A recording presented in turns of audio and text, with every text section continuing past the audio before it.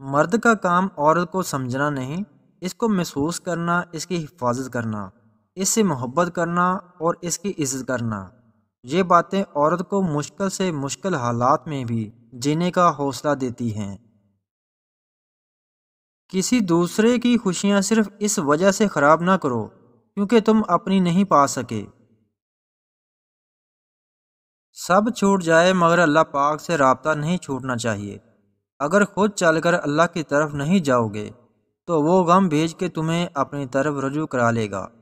تم سے زیادہ تمہارا رب تم سے محبت کرنے والا ہے، تو لوٹ آؤ اپنے رب کی طرف کہ دلوں کا سکون اللہ پاک ہی کے ذکر میں ہے۔ انسان عجیب ہے، جب دل بھر جاتا ہے تو وہ سب باتیں جمع کرنا شروع کر دیتا ہے جن کو بنیاد بنا کر راہ فرار اختیار کر سکے اور خود کو تسلیاں دے سکے۔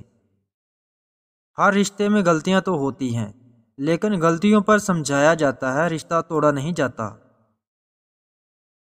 انسان کو توڑنے، چھوڑنے اور گرانے کے کئی طریقے ہیں، مگر اسے پانے، بنانے اور سنوارنے کا صرف ایک طریقہ ہے، اور وہ ہے محبت۔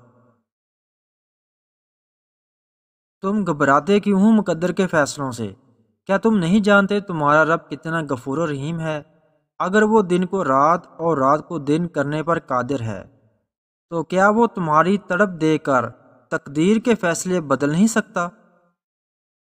جو مل رہا ہے تمہارے لیے بہتر ہے، تم نہیں جانتے لیکن دینے والا تو خوب جانتا ہے۔ اگر آپ نے کسی کے کردار کا اندازہ لگانا ہو تو یہ دیکھو وہ ہنستا کس بات پر ہے۔